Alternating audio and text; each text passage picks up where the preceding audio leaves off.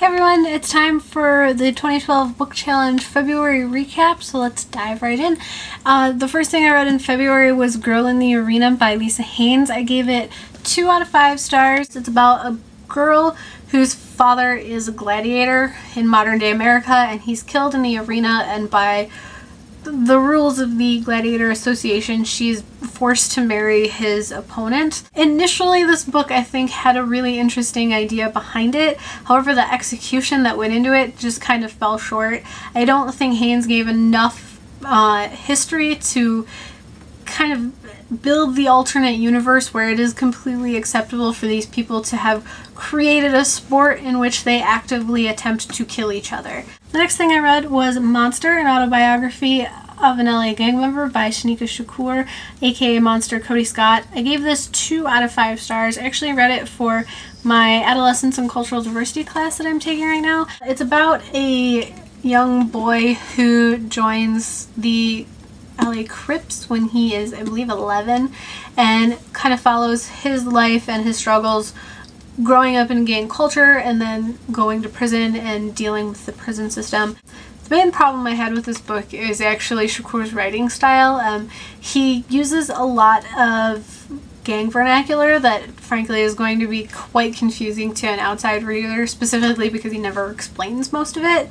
The only other problem I had was that every once in a while he kind of includes anecdotes that really don't affect the overall outcome of what he's telling, and so they're just kind of unnecessary and just kind of there.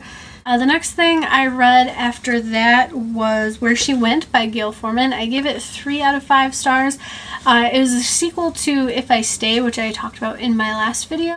Again, it takes place over the span of about 24 hours. It takes place about 3 years after Mia and Adam broke up after Mia's accident in the last book. And in the span of the 24 hours, you get a lot of flashbacks into what happened that caused their breakup and things that happened before Mia's accident. It's told from Adam's perspective this time instead of Mia's, which was kind of a nice change. Overall, I don't think Where She Went measured up to the quality of If I Stay, although it is definitely a decent follow-up. It's not quite as good as the original. The next thing I read after that was Pedro and Me, which is a memoir which was written by Jed Winnick. I gave it 5 out of 5 stars. It's actually a graphic novel in which he recounts his friendship with Pedro Zamora, who was one of his roommates on the 3rd season of The Real World. Pedro was an HIV positive AIDS educator. During his life, Pedro was actually responsible for kind of teaching a generation that HIV is not a punishment for being gay. It's not something you get just because you're gay. You can get it whether you're straight, gay, female, male, anything. And he kind of helped get that point across, and he helped de-villainize it. And I think that's still something that needs to be done today, and I think this book can kind of help with that. So definitely check out Pedro and Me. It's really fantastic. It's got some really lovely artwork in it, and a great story to go with. After Pedro and Me, I read Lost in Time by Melissa De La Cruz. It's the 6th book in the Blue Bloods series. I gave this book a 3 out of 5. It definitely stays on par with the rest of the series. Melissa De La Cruz's vampire mythology is actually based in Christian mysticism, where the vampires are actually the angels that fell from heaven during the battle for heaven with Lucifer.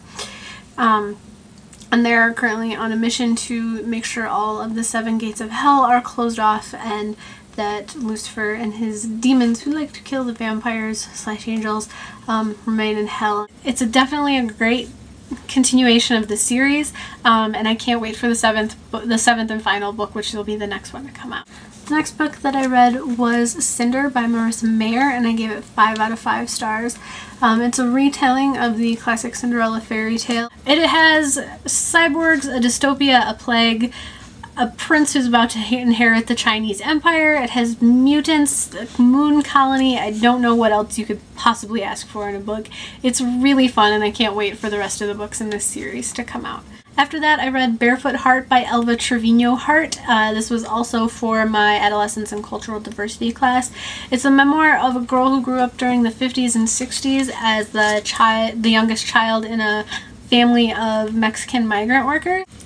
It actually reads more like a novel than a memoir, so it makes it a lot easier to digest than some memoirs are. The next thing I read was The Statistical Probability of Love at First Sight by Jennifer E. Smith. I gave this book 3 out of 5 stars. It's a kind of light, cute, fun teen romance or young adult romance. The thing I really enjoyed about this book was the glimpses that you get into Hadley and Oliver, the two main characters' pasts. It kind of gives a bit of depth to a narrative that could have been kind of flat without it. But I would recommend this book specifically if you like things like Anna and the French Kiss and stuff like that. After that, I read Persepolis by Marjane Satrapi. It's another graphic novel, also a memoir of her life growing up during the Iranian Revolution. During that time, her parents sent her to Europe to get her out of Iran and kind of get her in a more protected area, and then she eventually comes back, goes to college, and then kind of puts herself into exile into France. The last book that I read in February was Stoner and Spaz by Ron Cordage, and you can tell by all of the lovely post-it notes that this was also for my adolescence and cultural diversity class.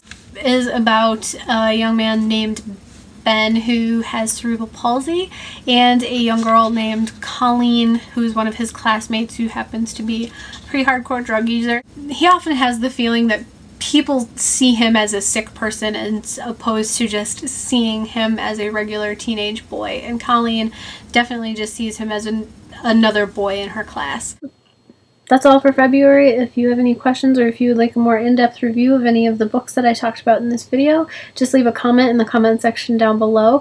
And other than that, keep an eye out for new review and suggestion videos that should be coming up now that I got the recaps out of the way. And then the March recaps should be out sometime in the first week of April. Later.